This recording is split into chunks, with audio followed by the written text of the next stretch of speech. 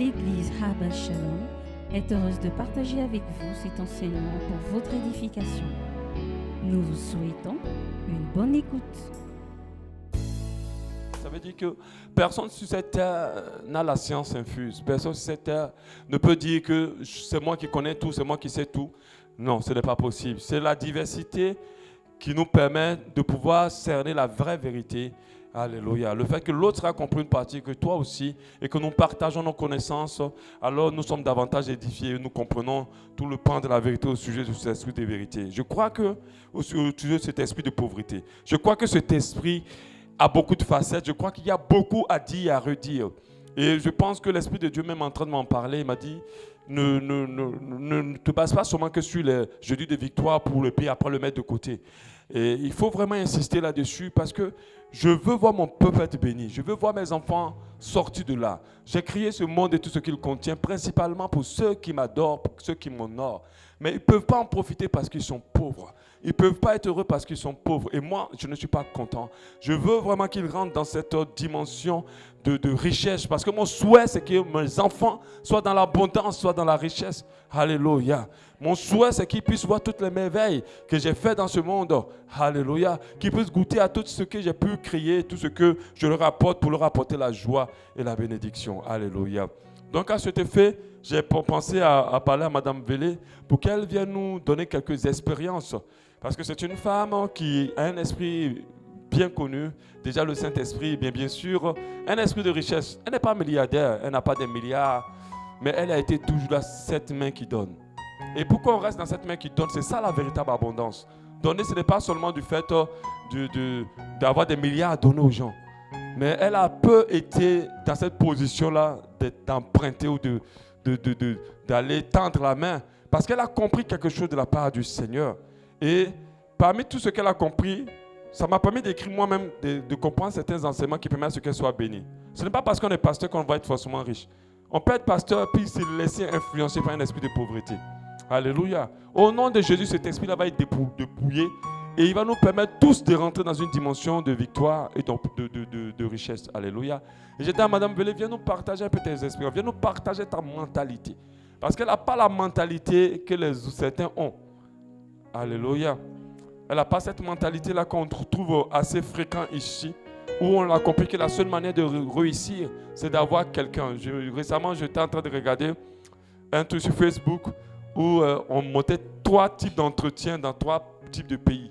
Aux États-Unis, on posait à la personne qui était devant le boss, la question qu'on lui posait, c'était « Qu'est-ce que tu sais faire ?» En France, c'était « Quels sont tes diplômes ?» Et en Afrique, c'était au Gabon, ils ont précisément au Gabon, qui tu connais? La question, c'est qui tu connais? Donc, et quand j'ai un peu ri, j'ai dit, mais c'est vrai en fait. Ici, on réussit parce qu'on connaît quelqu'un. Mais ce n'est pas vrai, parce que Dieu a donné la possibilité à toute personne de réussir, à condition qu'il se débarrasse de l'esprit de pauvreté et qu'il change de mentalité. Alléluia.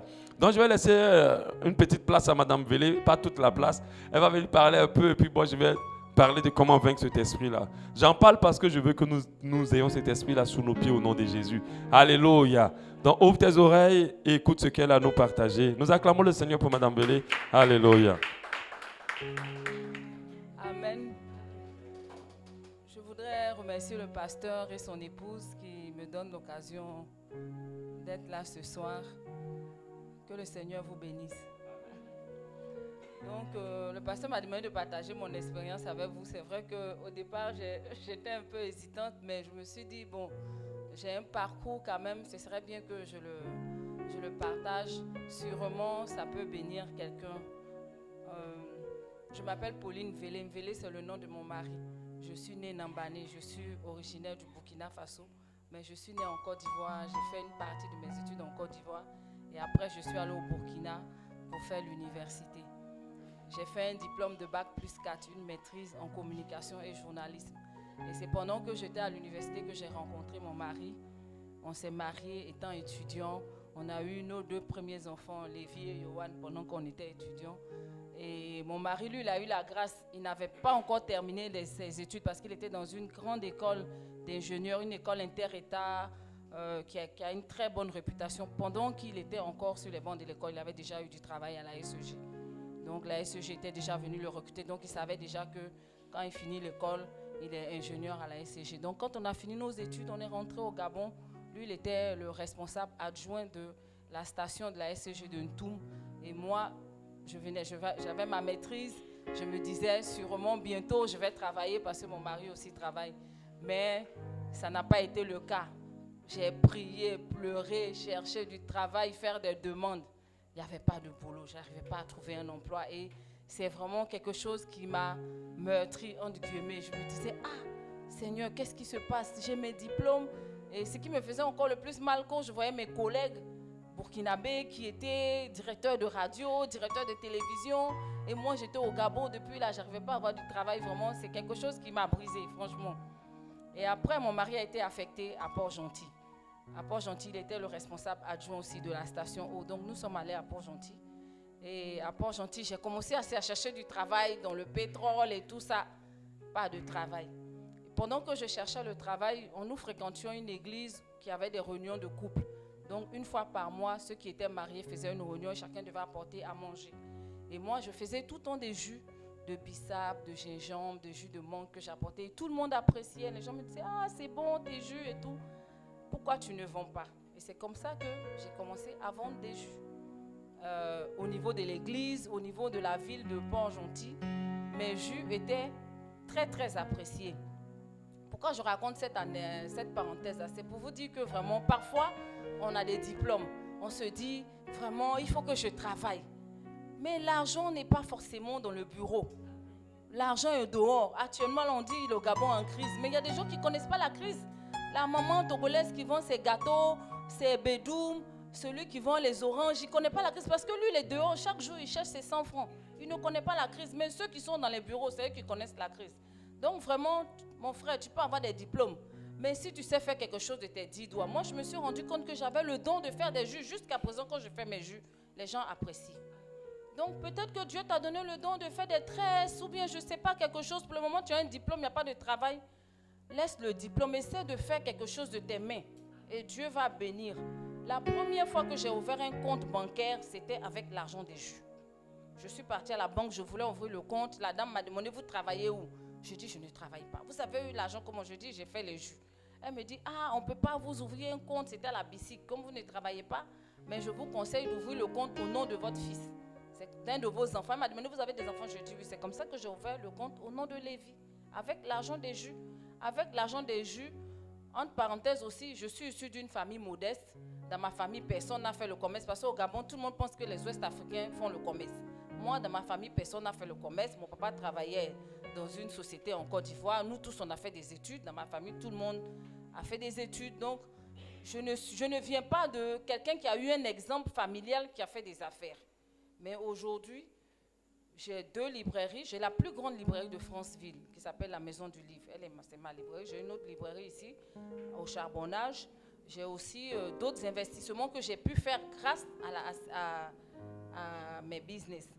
Donc, j'aimerais vraiment vous interpeller que vraiment le Gabon est un pays béni. Nous sommes des Gabonais, ce pays, c'est notre héritage. Pourquoi nous, les chrétiens, on va être derrière pendant que les autres... Regardez les musulmans. Ils ont l'argent, c'est eux qui construisent les mosquées partout. Si ici à Abba Shalom, on était beaucoup de gens qui avaient l'argent, aujourd'hui on n'allait pas être en location, on allait payer le terrain, on dit pasteur, voilà, on va aller payer le terrain, on va construire l'église. Si on était beaucoup qui étions dans les affaires, on entreprenait, l'évangélisation allait aller en avant. La Bible dit quoi? L'argent répond à tout. Quand il n'y a pas d'argent, il y a beaucoup de choses qu'on ne peut pas faire parce qu'il n'y a pas d'argent. Donc dans ma quête de travail, après Port-Gentil, nous avons été affectés à Libreville et je continue encore à chercher du travail. Et cette fois-ci, le Seigneur a répondu à ma prière. Et je priais beaucoup avec mes enfants, Lévi et Johan, vraiment tous les jours. Oh Seigneur, trouve du travail à maman et tout. Et le travail que j'ai trouvé, c'était vraiment la réponse aux prières parce que j'avais le pasteur Gadji qui avait prêché ici. Comme c'est un ami d'enfance, il était allé prêcher dans une église et j'étais avec lui. À l'époque, j'étais enceinte. Et il a prophétisé, il a dit que Pauline, le Seigneur me dit que bientôt tu vas travailler. Et quand nous sommes sortis du programme, j'ai commencé à me moquer de lui. J'ai dit, Gadji, toi aussi, je suis enceinte, qui va me donner du travail là? Même si Dieu t'a dit, mais vraiment, il me dit, ah, moi Dieu m'a dit, vraiment, comme on est des amis, tu aimes te moquer de moi et tout, mais en tout cas, moi, Dieu m'a dit. Et quand il est reparti, 2 semaines après, on m'appelle dans une ONG internationale. C'est une ONG qui édite, diffuse et traduit la Bible. Ça s'appelle Alliance Biblique. C'est une association. Après les Nations Unies, c'est la 2e plus grande ONG après les Nations Unies. Les gens sont bien, ils ont des bons salaires. Quand tu es malade, tu es soigné. On paye la scolarité de tes enfants jusqu'à l'âge de 25 ans. En tout cas, c'était une très bonne situation professionnelle. Mais quand je suis arrivée dans cette entreprise-là, j'ai vraiment été brisée aussi. Parce que moi, j'ai grandi avec l'idée, parce que mon père était diacre aux Assemblées de Dieu, donc j'ai côtoyé les pasteurs. Je suis née, mes parents étaient déjà chrétiens. Donc, pour moi, le pasteur, j'ai toujours vu le pasteur comme un papa. Le pasteur, c'est un peu un papa. Le pasteur habite à l'église. Tout le monde vient chez le pasteur. Le pasteur aime les gens. C'est comme ça que j'ai grandi avec l'idée du pasteur. Mais quand j'arrive à l'Alliance Biblique, le pasteur que je trouve là-bas, bon, je n'ai pas envie de le juger, mais vraiment, je ne vais pas dire ses défauts ici, mais vraiment, j'ai été brisée. Je dis, ah, ça c'est quoi ça là? Vraiment, je n'ai jamais vu ça. Mais quand je suis arrivée à l'Alliance Biblique, la première chose positive, c'est que j'ai travaillé vraiment de tout mon cœur. Donc ça aussi, j'aimerais vous dire, si vous travaillez quelque part, soyez de bons travailleurs. Moi, où je travaillais, le travail c'était à 9h, mais moi je venais à 7h30. Mes collègues même qui sont chrétiens me détestaient. Que cela veut prouver quoi? On dit de venir à 9h et venir à 7h30. Mais j'aimais le travail, vraiment. Et le patron même m'aimait parce que j'étais vraiment engagée dans le travail. Parce que par notre travail aussi, on évangélise. Par notre travail aussi, on montre l'image de Christ qui est en nous. Si tu es un travailleur chrétien et puis tu es paresseux, on dit, oh, parfois même il y a des gens qui cherchent les gens. Quand tu dis, oh, je vais vous amener une sœur en Christ, on dit, pardon, les sœurs en Christ là, je ne veux pas. Parce qu'aujourd'hui, les chrétiens, ce n'est pas des bons travailleurs. Quand ils travaillent quelque part, ils ne travaillent pas bien, ils sont négligents, c'est eux qui ne viennent pas à l'heure. Moi, j'avais une ménagère que j'ai dû virer comme ça. C'était une sœur en Christ. Quand elle arrivait, la première chose, elle met Béni TV. Elle regarde. Après, elle met LMTV. La maison est sale. Quand tu viens, non, madame, j'étais en train de regarder Béni TV. Je dis, mais attends, je ne t'interdis pas, mais travaille d'abord. Et aujourd'hui, les chrétiens ne se donnent pas au travail. Et ça, c'est vraiment dommage. Dieu bénit le travail. Et moi, quand j'étais à l'Alliance Biblique, même ce qu'on ne me demande pas de faire, je fais. J'avais constaté que l'Alliance Biblique, on n'écrivait pas des articles sur l'Alliance Biblique. J'ai commencé à écrire des articles. La personne me dit, comment tu as su ça? Je dis, mais moi, j'ai fait des études de journalisme, donc je sais écrire des articles. En tout cas, j'ai travaillé de tout mon cœur à l'Alliance Biblique. À un moment, ça n'allait pas avec le pasteur, donc j'ai dû démissionner. Je suis partie. Et quand je suis partie, mon mari, se trouvait que mon mari était affecté à Franceville. Donc, je suis allée à Franceville pour rejoindre mon mari. Et quand j'arrive à Franceville, le pasteur avait dit une fois ici que quand tu veux entreprendre, il faut faire quelque chose que tu aimes. Moi, j'aime beaucoup lire. Et quand je suis arrivée à Franceville, je cherchais à acheter, je cherchais une librairie pour ne pas m'ennuyer, pour avoir des choses à lire. Je ne trouve pas de librairie. Et ça m'énervait. J'ai dit, mais ça, c'est quelle ville? Il n'y a même pas de librairie. Tu veux acheter un livre, il n'y a rien.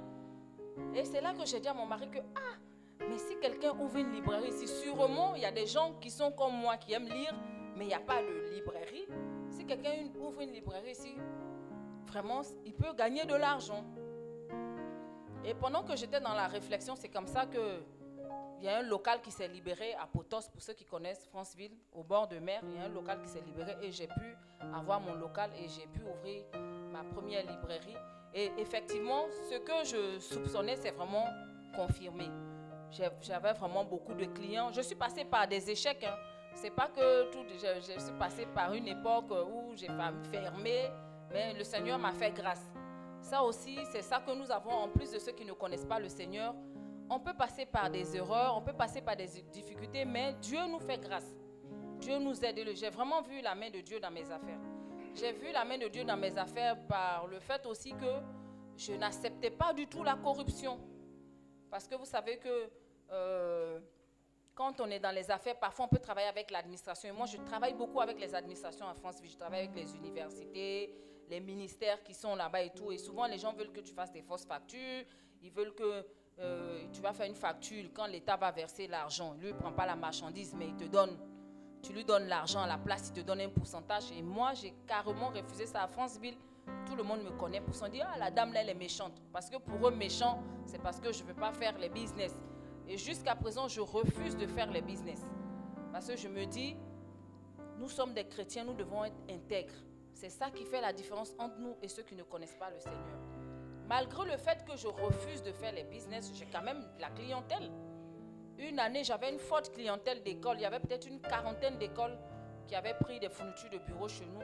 On avait eu beaucoup d'argent. Et l'année d'après, les écoles voulaient faire les business. Je dis non, moi je ne fais pas des business. On dit bon, comme on ne veut pas faire les business, on préfère aller chez les musulmans. Ils sont partis. Mais après, Dieu m'a ouvert une autre porte. J'ai eu une entreprise qui a pu faire des achats, qui a remboursé un peu le trou que ces écoles-là m'avaient laissé. Donc, c'est ce que je voulais vous partager aujourd'hui, partager un peu mon expérience, dire que vraiment, tu as un talent. Peut-être tu sais faire quelque chose, tu négliges, ne néglige pas.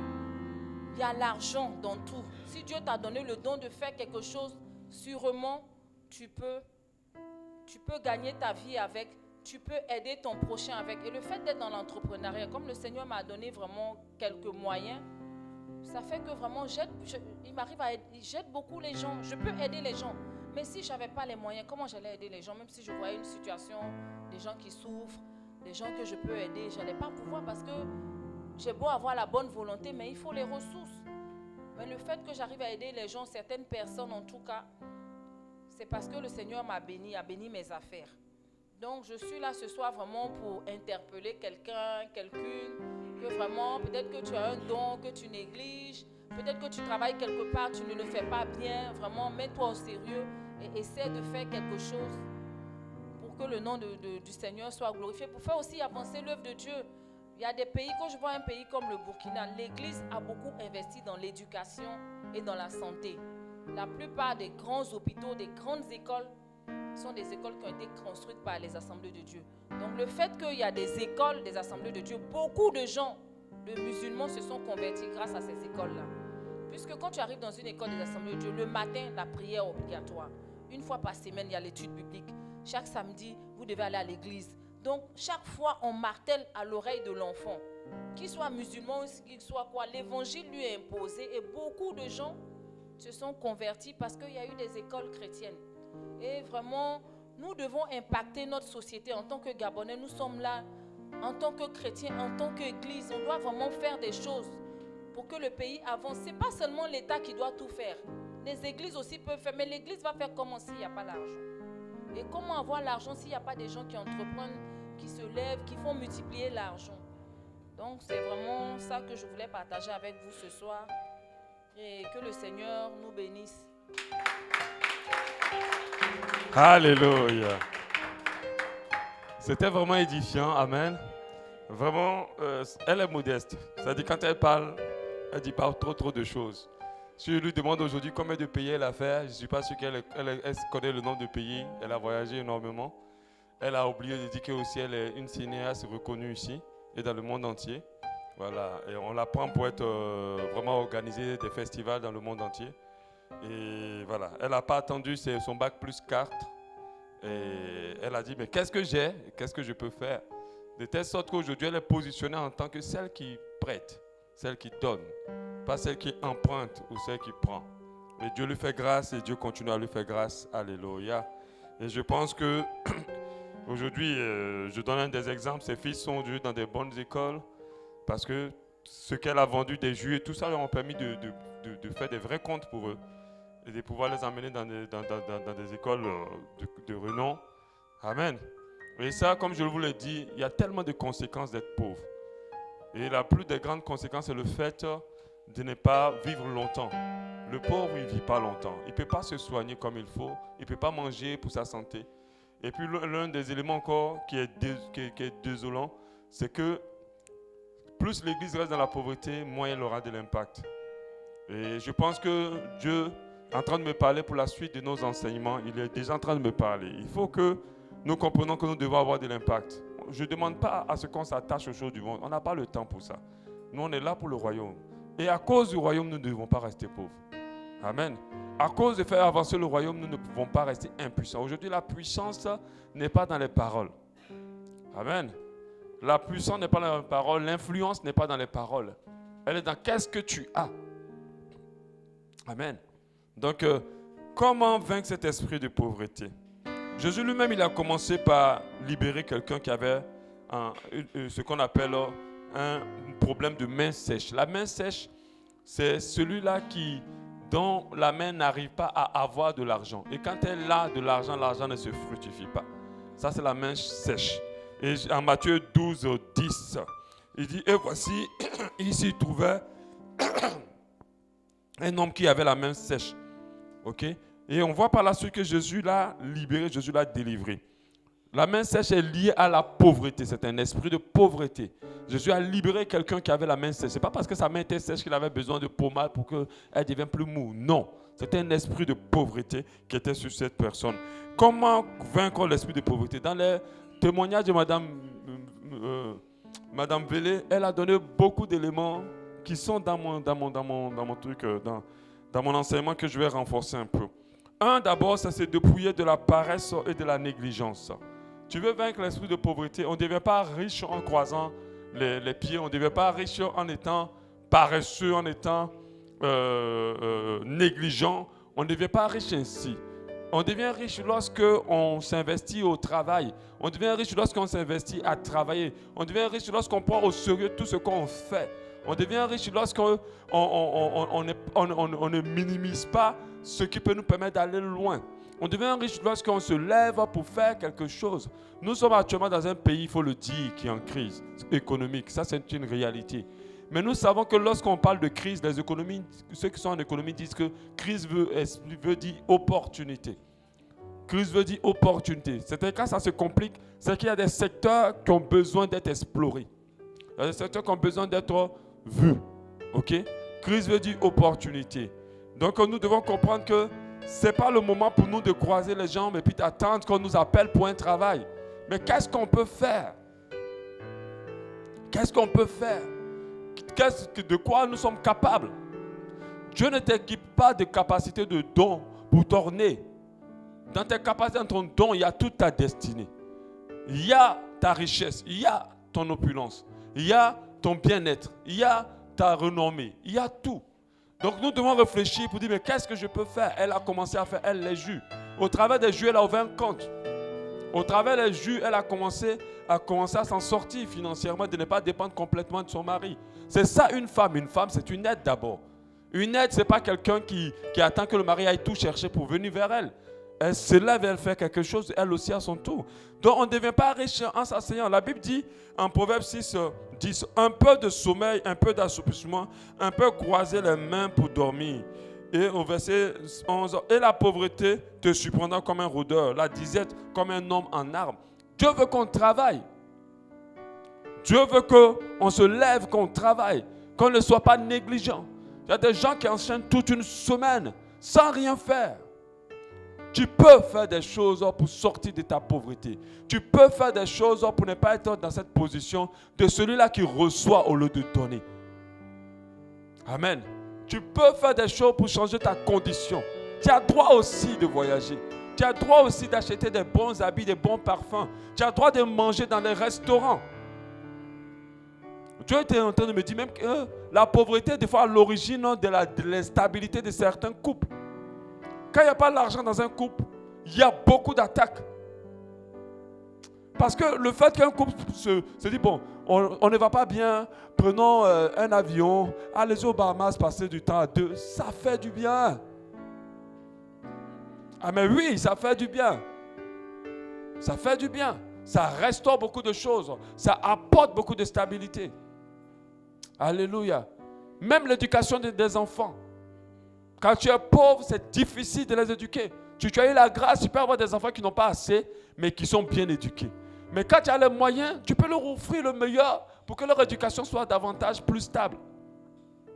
Amen. Donc, il faut comprendre que la paresse et la négligence ne doivent pas être le partage des enfants de Dieu. Moi, je hais la paresse. Je déteste la négligence. C'est-à-dire des personnes qui... Je ne sais pas qui me repuent, mais que j'ai du mal avec qui à marcher. Quand je sens déjà des racines de paresse et de négligence, il ne faut pas me contaminer. J'aime travailler, Et je suis assez concentré dans ce que je fais. Et je suis très rigoureux. Et ça, il faut l'être en tant qu'enfant de Dieu. On ne devient pas à la tête en croisant ses pieds. Ceux qui se démarquent, c'est des personnes qui donnent plus que les autres, qui s'investissent encore plus. Amen. Et surtout qui ne sont pas négligents. Un autre élément qu'il ne faut surtout pas aimer, la facilité. Elle a dit tout à l'heure, aujourd'hui tu as un boulot, mais tu veux ton salaire à la fin du mois, mais qu'est-ce que tu fais pour mériter ce salaire à la fin du mois? Tu viens en retard. Quand le patron n'est pas là, tu regardes d'autres choses. Quand le patron n'est pas là, tu prends tes rendez-vous. C'est toujours toi qui as toujours des permissions à prendre. Ainsi de suite, ainsi de suite. Mais à la fin, tu veux ton salaire intact. C'est pas normal. Ou bien tout ce que tu cherches, c'est le moyen d'être riche. Je me rappelle de cette image d'humour où deux enfants questionnaient une fille et un garçon. Et puis le garçon lui a demandé, qu'est-ce que tu veux être? Il a dit, moi, je serai un ministre. Et on a dit à la femme, qu'est-ce que tu veux être? Elle a dit, je vais être la femme du garçon. Il dit, mais toi là, tu as fini avec ça. Tu n'as même pas beaucoup réfléchi. Hein? Elle, c'est que dans sa tête, elle va être la femme du garçon. Elle a eu sa stratégie, mais au moins elle ne sera pas pauvre. Ok? Mais ça, c'est la facilité. Les enfants de Dieu aiment la facilité. Ça énerve des fois. Ils veulent avoir sans s'investir, sans donner. Ils veulent avoir sans... Il y a des chrétiens, il y a des païens aujourd'hui qui sont dégoûtés des chrétiens. Ils ne veulent même pas travailler avec les chrétiens parce qu'on les connaît. Il faut qu'on nous connaisse comme des travailleurs. Dans vos bureaux, vos patrons sont dégoûtés de vous. Vos patrons sont dégoûtés de vous parce que vous aimez la facilité, vous êtes un négligent et vous ne travaillez pas. Le Seigneur même nous insulte, il dit, prends l'exemple sur la fourmi. Elle ne dort pas. Quand l'hiver n'est pas encore arrivé, elle ne reste pas tranquille, elle prépare l'hiver. Mais nous les enfants de Dieu, nous attendons, Dieu va faire. Dieu va ouvrir, Dieu va me bénir. Oh, par la grâce de Dieu, j'aurai mon jet privé. Mais ce n'est pas la grâce de Dieu, c'est vrai. Mais la grâce de Dieu, elle vient arroser. Quand tu as planté, quand tu as arrosé, elle vient faire croître. Mais tu n'as rien planté, tu n'as rien arrosé. Elle va venir trouver quoi? Notre Dieu est un multiplicateur, mais il multiplie quoi? Quand Jésus a voulu donner 5 pains et 2 poissons à tout le monde, il pouvait les créer du néant. Il pouvait dire, allez-y, voilà les 5 pains et 2 poissons qui sont répandus, ça se multiplie. Mais il a dit, qu'est-ce que tu as? C'est à partir de là maintenant qu'il a multiplié. La paresse est un mauvais esprit, c'est un esprit de pauvreté. La facilité est un esprit de pauvreté. Elle aurait pu rentrer dans ces histoires de corruption lorsqu'on lui proposait de l'argent. D'une manière détournée. Elle aurait pu accepter. Moi, je suis entrepreneur, j'ai eu ces genres de propositions aussi. On vous dit, oui, faites, on ne va pas prendre le service, mais faites seulement la facture, on va débloquer l'argent, on vous donne une partie. Mais non. Et il y a des gens qui aiment cette facilité, cet esprit-là d'avoir, sans avoir investi vraiment de l'énergie et du travail. Donc, il ne faut pas aimer la facilité. Il faut prendre au sérieux tout ce que Dieu vous confie. Il faut être fidèle dans le peu que Dieu vous confie. Il ne faut pas s'attendre à un grand frère qui va t'amener en Europe. Il ne faut pas s'attendre à un tonton qui va te faire rentrer dans telle entreprise. Parce que c'est ça le but des gens. Un tonton m'a promis ceci, un tonton m'a... Mais entre-temps, tu as les 2 pieds, tu as les 2 bras, tu as la santé. Qu'est-ce que tu en fais? Le vendredi passé, on avait voulu acheter je ne sais pas quoi. On ne pouvait pas acheter parce que les musulmans étaient à la mosquée. Ce n'est pas normal. Comme ils étaient à la mosquée, on ne pouvait plus boire de jus. On ne pouvait plus rien manger. Ce n'est pas normal. Il n'y avait plus une boutique pour mettre du crédit. Je voulais mettre plutôt du crédit. Je ne pouvais plus mettre du crédit. Parce qu'eux tous étaient à la mosquée. Il fallait attendre qu'ils finissent de prier. Regardez le pouvoir entre leurs mains. Dans une nation qui n'est pas une nation musulmane à la base. Je n'ai rien contre les religions. On n'est pas en train de faire la guerre des religions, mais c'est dommage que ceux qui ont la vérité, ceux qui ont Jésus, n'ont pas ce pouvoir. Parce que ceux qui ont Jésus sont tous dans les entreprises, cherchent toujours qu'on les appelle. Qu'est-ce que tu fais? Et ça, c'est un esprit de pauvreté. Le 3e point pour vaincre l'esprit de pauvreté, c'est de payer ses dettes et éviter d'en prendre de nouvelles. Payer toutes ses dettes et éviter d'en prendre de nouvelles. Au niveau des dettes, vraiment, l'esprit de pauvreté est très subtil. Des fois, tu dois beaucoup d'argent aux gens. Au lieu d'aller leur rembourser, quand tu gagnes un peu, tu vas te faire plaisir encore. Ça, c'est un esprit de pauvreté. Tu vas commander, réserver épargne. Tu vas réserver ceci. Tu dois parler ici. Tu vas acheter ceci, cela. Or que tu dois de l'argent. Tu vas même au restaurant, tu manges plus que tu n'as pas l'habitude de manger. Alors que ce que tu es en train de faire, tu n'as qu'à te priver pour rembourser ce que tu dois. Parce que la dette est un trou dans tes finances. La dette, tant que tu restes sous la dette, c'est difficile pour toi de sortir de la pauvreté. C'est pour ça que les pays les plus endettés sont les pays les plus pauvres. Parce que plus tu tends la main, plus tu es pauvre. Alléluia. La Bible dit en Romains 13, 8, ne devez rien à personne si ce n'est de vous aimer les uns les autres, car celui qui aime les autres a accompli la loi. Ne devez rien à personne. Vraiment, la dette, c'est pas facile, hein? Je vous assure. Même moi-même, je vous en parle, c'est pas facile. Tu dis, Seigneur, aide-moi à rembourser mes dettes, aide-moi à rembourser mes dettes, aide-moi à payer ce que je dois aux gens. Quand tu finis de prier, Dieu dit, bon, tiens, 15 000. Ok, 15 000, ça peut rembourser la dette de 12 000 de quelqu'un. Oh, 15 000, ah, mais je n'ai plus d'habits dans mon placard. Oh, ma garde-robe, je ne peux plus m'habiller. Mais il vaut mieux que tu sois nu et puis tu as remboursé la dette de quelqu'un. Parce que l'esprit de pauvreté, il va toujours changer ton cerveau. À chaque fois que tu n'as pas l'argent, tu es censé. Mais quand tu as l'argent, ton cerveau se retourne. Ça, c'est l'esprit de pauvreté. Tout ça pour que tu restes dans la dette et l'endettement. Parce que l'endettement, il sait que l'endettement est un trou. C'est un empêchement, un blocage à la richesse. Nous devons voir les dettes comme de la peste pour nos finances. Nous devons nous en éloigner le plus vite possible et ne plus en prendre. Donc, payer toutes ces dettes et éviter d'en prendre. Ça doit être notre premier. On doit vraiment être concentré dessus afin de tout te plonger.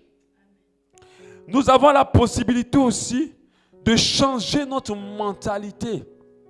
Il y a des gens qui ressemblent à la pauvreté. Il y a des gens qui ne font pas d'efforts sur eux, sur leur vie. Il y a des gens qui ont une mentalité de pauvreté.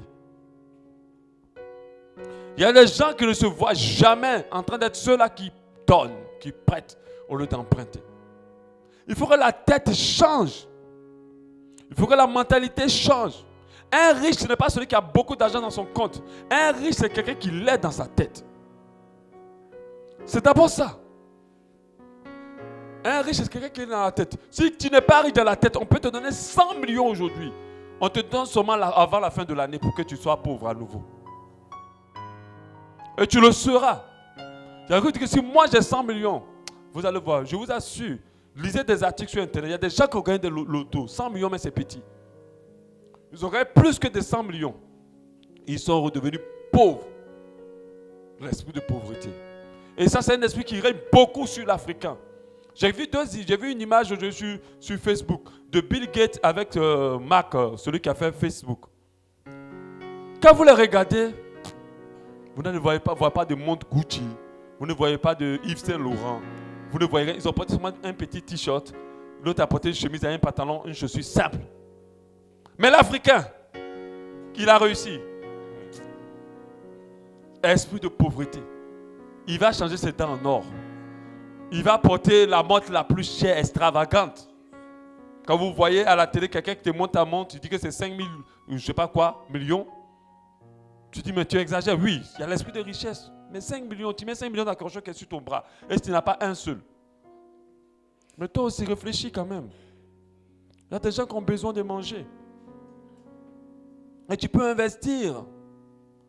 Mais l'Africain, la chaîne en or, les dents en or, la chaussure là même, déjà, si tu as arraché un pied, ton problème, toute ta vie est réglée.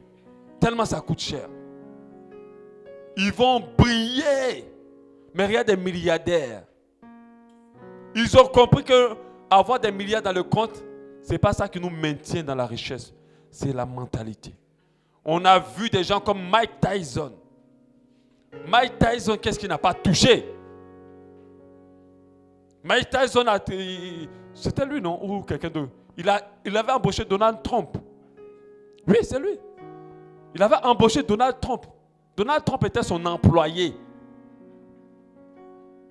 Mais Mike Tyson est pauvre comme un rat d'église. Je ne sais pas pourquoi on dit les rats d'église, mais il est pauvre aujourd'hui là. Il n'a plus rien. Tout ce pour lui, c'était les femmes, les jets privés, les voyages ici, les excès dans les hôtels. Aller dormir dans un hôtel où la journée te fait 5 millions le jour. Ou quand tu essaies une table à manger, tu as déjà dépassé 300 000 la nourriture. Il a été excessif. Et ça, c'est l'esprit de pauvreté. Il faut changer la mentalité. Lorsque tu as l'esprit de pauvreté, lorsque l'argent vient, les besoins se créent. Ça, c'est l'esprit de pauvreté. Mais quand tu n'as pas l'esprit de pauvreté, lorsque l'argent vient, ton raisonnement reste intact. Et ceux qui ont l'esprit de pauvreté, c'est comme ça. Dès que l'argent vient, ce qui n'était pas prévu devient dans la provision. Et du coup, ils vont dépenser. Il doit croire, il doit changer de mentalité. Un autre élément pour vaincre l'esprit de pauvreté, c'est de donner au lieu de rester en mode recevoir. Dieu m'a dit, on devient riche en donnant. On devient riche en donnant. C'est pour cela que les Occidentaux deviendront toujours riches, parce qu'ils prêtent à l'Afrique. Ils donnent, ils donnent, ils donnent. En donnant, nous pensons, selon la parole de Dieu, on se dit, celui qui donne s'appauvrit. Mais c'est faux. Parce que lui n'a plus. En fait, selon le principe divin, celui qui donne devient plus riche. Si je te donne 10 000, 5 000, 1 000 francs tous les jours, en fait, je vais toujours dominer sur toi. Je vais être toujours plus riche que toi. Je vais être toujours plus élevé que toi. Parce qu'à chaque fois que je te donne, j'ai encore davantage. Regardez, j'étais récemment dimanche dans une église où j'ai prêché. Et je leur ai dit ça. Je suis parti faire une action de grâce à cette église. J'ai pris un montant qui, au nom de l'église ici, je suis allé faire une action de grâce. Un montant qui était assez conséquent. Dès que j'ai fini de déposer, quand j'arrive ici, la comptable me dit, il y a une soeur qui a déposé une enveloppe. Le même dimanche, c'était le double du montant que je venais de déposer. Et ce n'était pas fini. Le même dimanche, un frère, il a déposé plusieurs chaises dans cette église. Mais ce n'est pas fini. Mais je suis allé donner. Normalement, les caisses de l'église devaient être vides. Mais Dieu a rempli plus. On a eu le double le même dimanche. Quelqu'un est venu. Je dis, mais qu'est-ce qui est passé dans la tête de la fille? Elle nous a donné tout cet argent-là. Qu'est-ce qui s'est passé? D'habitude, elle ne donne pas ça. On devient riche en donnant. Il faut garder dans ta tête. Évite de laisser les gens te donner tout le temps. S'ils te donnent, ils vont toujours dominer sur toi. Ils vont toujours dominer sur toi. Celui qui te donne va toujours plus être riche que toi. Parce qu'en te donnant, Dieu lui rend cela au centuple. C'est un principe divin. Et ceux qui ont l'esprit de pauvreté, quand ils te voient, c'est comment tu vas leur donner. Moi, j'ai une position de pasteur. Je connais plein de personnes que Dieu m'a utilisées dans leur vie. Il y a des personnes que je peux appeler pour dire, donne-moi tel montant. Ils vont me donner. Mais j'ai compris que si j'ai fait ça, jamais je vais les dépasser. Et comment je veux aussi les dépasser. On devient riche en donnant. Quand tu payes ta dîme, tu t'enrichis. Quand tu donnes tes offrandes, tu t'enrichis. Quand tu fais l'aumône, tu t'enrichis. Quand tu sors, tu dis, mon voisin, il ne mange pas, je peux l'aider. Tu vas lui donner de l'aide. Tu vas t'enrichir. Alléluia. Quand tu donnes, tu détruis le dévoreur. Le dévoreur, c'est cet esprit-là qui attaque, qui est un agent de l'esprit de pauvreté qui attaque tes finances. Et quand tu donnes, tu t'enrichis davantage.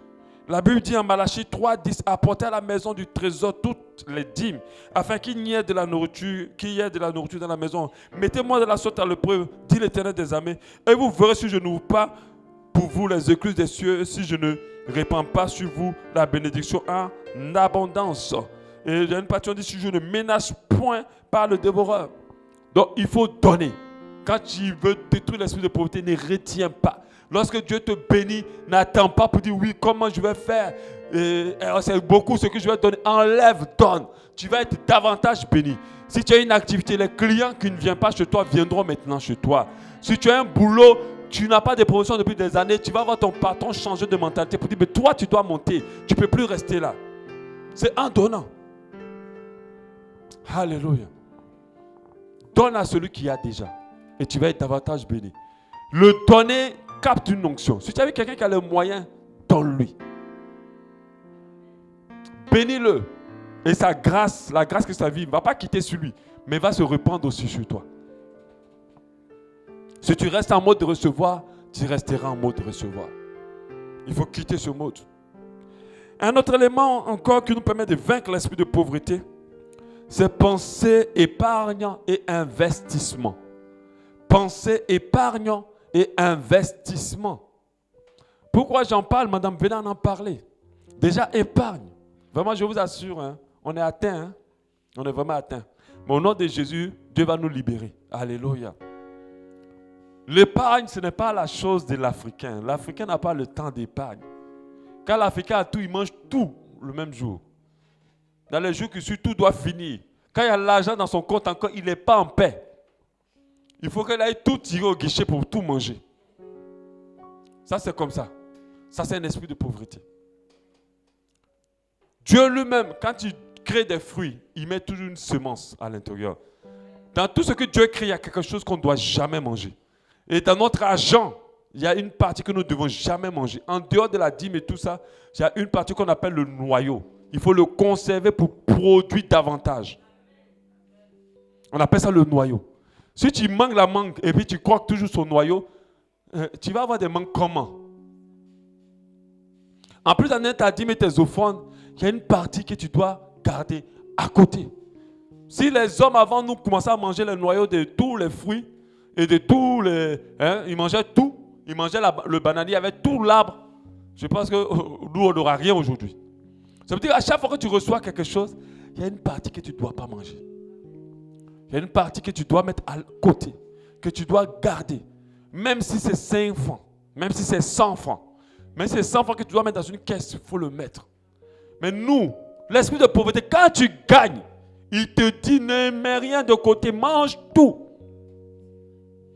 Et te voilà au guichet en train de retirer de l'argent, tout ton argent. Tu dois toujours tout retirer. La majorité des enfants de Dieu, des chrétiens africains, n'ont pas d'épargne. Il n'y a rien dans leur compte, ils n'ont rien à côté. Ils ont eu pas autant de moments de gloire ou des moments où ils ont eu vraiment de l'argent. Mais rien de côté. Mais quand vous regardez les Européens, ils ont cette habitude d'épargner. Tu vois la personne, il est vieux, il n'a même pas fait un travail extraordinaire dans sa vie. Mais son compte est bourré. C'est pour ça que les filles, ici, là, les filles noires, là, elles séduisent les vieux gars, là. Parce qu'à la fin de leur vie, ils sont riches, hein? Ils ont des gros montants dans leur compte. Parce qu'ils ont cet esprit d'épargner. Donc, du coup, ils ne sont pas pauvres. Vous avez tout un pays où tout le monde est riche. Tout un pays où les gens, la pauvreté, ils ne connaissent pas. Quand c'est SDF, c'est quelqu'un qui a trop exagéré. Mais ils ne sont pas versés. Ils peuvent se permettre d'aller en vacances ensemble. Ils peuvent se donner le droit d'aller en vacances dans des pays, faire des croisières. Je sais qu'il y a des gens qui aimeraient faire des croisières ici. Aller monter sur les gros bateaux, il y a des trucs luxueux où on mange, où c'est beau, la mer est belle, tu vois des animaux. Mais ils font tout ça, ils vivent. Mais nous, on peut faire un travail où on a eu 3 millions par mois. Et quand on nous renvoie, il n'y a rien dans notre compte. Il n'y a même pas 5 francs dans notre compte. Et ce n'est pas qu'on a réalisé quelque chose. De fois même quand on arrive à construire la maison, c'est un emprunt à la banque. Ce n'est même pas qu'on a épargné pour construire. Ou bien c'est un gros détournement quelque part là-bas. Mais il n'y a pas eu épargne pour construire. Quand on dit épargne, on ne peut pas penser épargne sans investissement. Parce qu'il faut que l'argent que tu mets de côté produise. C'est pour ça que vous devez comprendre qu'au stade où on est en crise, hein? C'est vrai. Mais il y a des opportunités. Et j'avais traité ça pendant plusieurs dimanches. Comment gérer la crise gabonaise. Et j'ai dit qu'une manière de gérer la crise gabonaise, c'est de penser investissement. Comment je peux investir? Qu'est-ce que je peux faire? Quels sont les besoins actuels? Parce que les besoins changent. Les gens ne vont pas peut-être plus aller au cinéma. Donc, tu ne vas pas aller investir dans un nouveau cinéma. OK? Les gens ne vont plus aller se coiffer dans les salons. Parce que moi, je me coiffais avant dans un salon de coiffure qui coûte 3 000 francs. Mais je vous avoue que je suis peut-être dans le salon de coiffure de 500. Le salon de coiffure de 3000 francs va bientôt fermer parce que personne n'y va. Donc si tu vas encore ouvrir un salon de coiffure de 3000 francs, c'est vrai, ce n'était pas trop différent, mais bon, c'était juste l'esprit de richesse. S'asseoir quelque part où on te masse la tête, on te met l'eau chaude et tout ça, puis c'est beau. Voilà, donc c'est la même coiffure à la fin. D'accord? Mais non, maintenant là, je vais m'asseoir sur le gars là, le coin 100, on s'en fout. Au moins, il enlève mes cheveux. Je donne 500, je sors. Vous voyez? Donc il faut réfléchir, il faut être smart, c'est-à-dire réfléchir. Réfléchir. Qu'est-ce qu'on peut faire? Qu'est-ce que je sais faire? Qu'est-ce que je peux faire?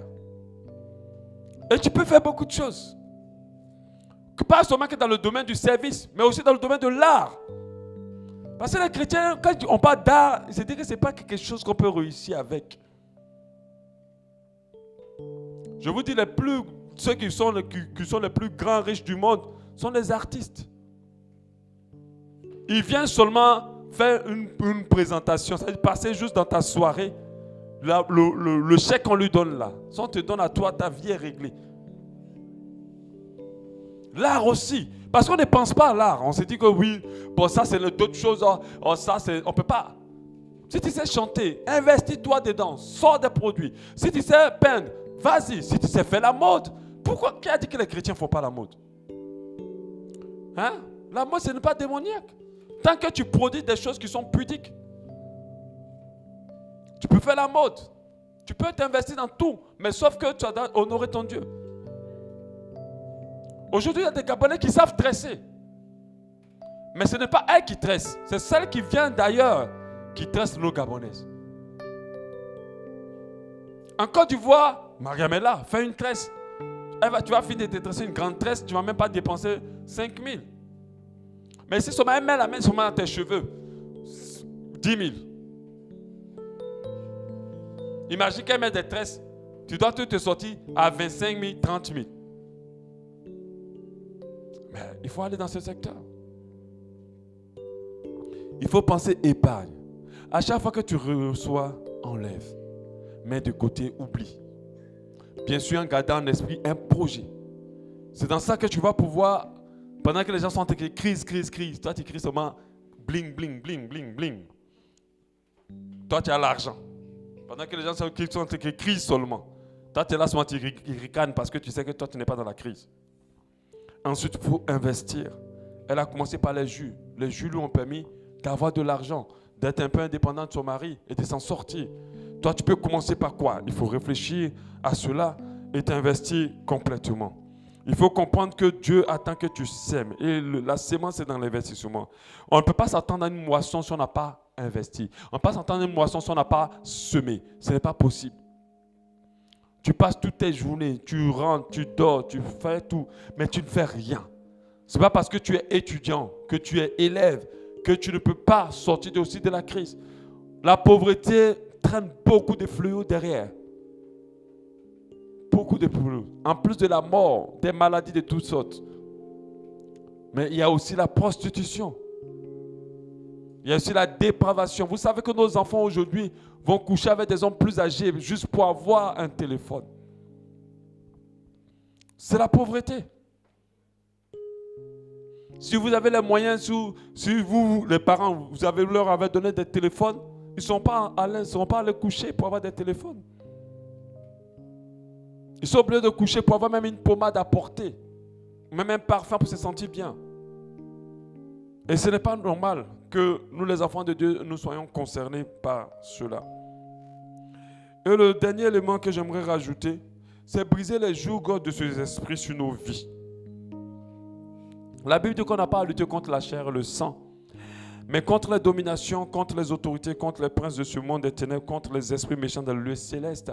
Il y a des esprits de pauvreté qui règnent sur nos nations, qui règnent sur nos villes, qui règnent dans nos familles, qui règnent dans certains secteurs.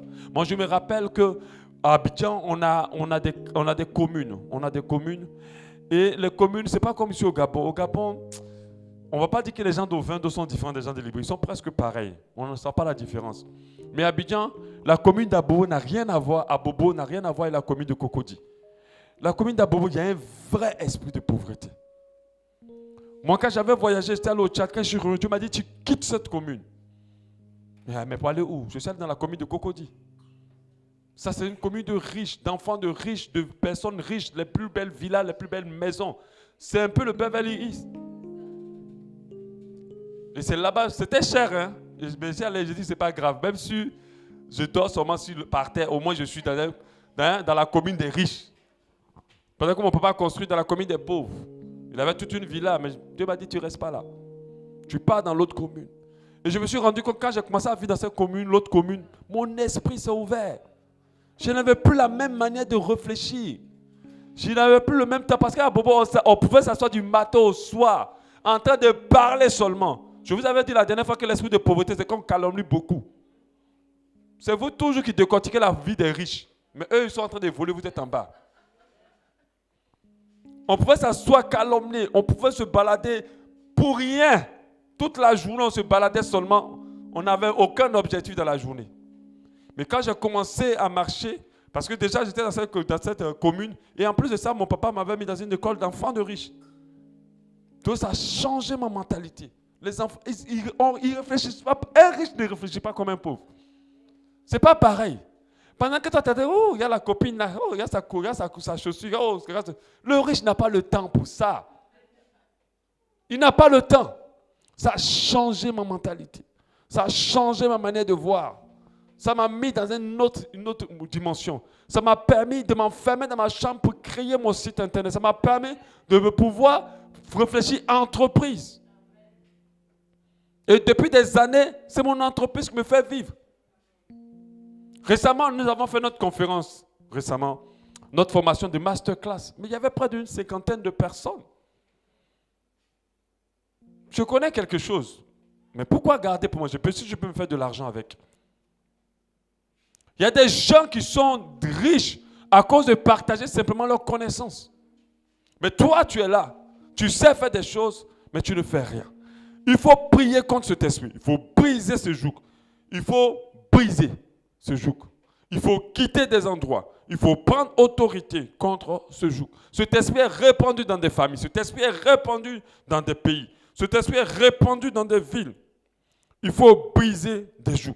Il ne faut pas laisser. La Bible dit que tout ce qu'on va lier sur cette terre est lié dans les cieux. Et tout ce qu'on va délier sur cette terre est délié dans les cieux. C'est-à-dire, arrivé un moment, il faut prendre autorité pour briser ce joug. Tu ne peux plus laisser cet esprit-là régner sur toi, régner sur ta famille, régner sur toi. Parce que s'il règne sur toi, peu importe ce que Dieu va t'apporter, tu resteras toujours pauvre. Et au nom de Jésus, nous allons avoir la victoire. Il faut te lever. Il faut que tu aies une révolte sainte. Tu ne peux pas attendre que les gens viennent faire ta vie. Il faut que toi-même tu te lèves avec les capacités que Dieu t'a fait pour te donner l'orientation que tu désires. Mais beaucoup attendent qu'on vienne faire, qu'on vienne leur proposer du boulot, même le boulot qu'on leur propose, ils ont du mal à le conserver parce qu'ils ne sont pas excellents. C'est un esprit de pauvreté. Amen. Il faut que là où tu es, on reconnaisse que tu travailles et que tu t'attendes à personne pour faire ta vie. Amen. Je ne sais pas si j'ai parlé à quelqu'un ce soir. J'espère que j'ai parlé à quelqu'un ce soir. Il faut changer ta mentalité. Madame Bélé, en tout cas, pourquoi je lui ai fait parler? Elle nous a beaucoup inspiré, ma femme et moi. Vraiment, on est pasteur, mais je vous assure que cet esprit-là nous a beaucoup frappé. Mais par la grâce de Dieu, nous avons la victoire au nom de Jésus-Christ de Nazareth. Et je crois que cette assemblée sera prospère. Parce que je ne laisse pas. Je ne laisse pas. On va continuer là-dessus. On va rentrer encore davantage en profondeur. Il faut que la vie des gens change dans cette assemblée. Il faut que nous soyons prospères pour la gloire de Dieu. Alléluia.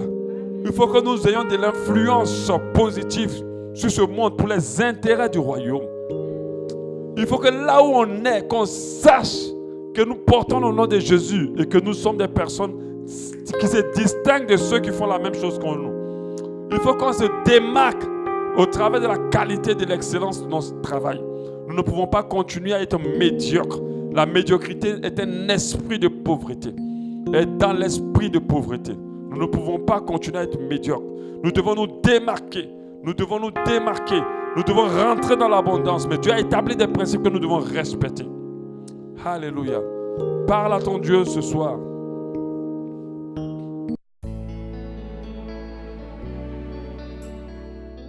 L'Église Abba Shalom remercie le Seigneur pour cet enseignement qui perfectionnera votre foi.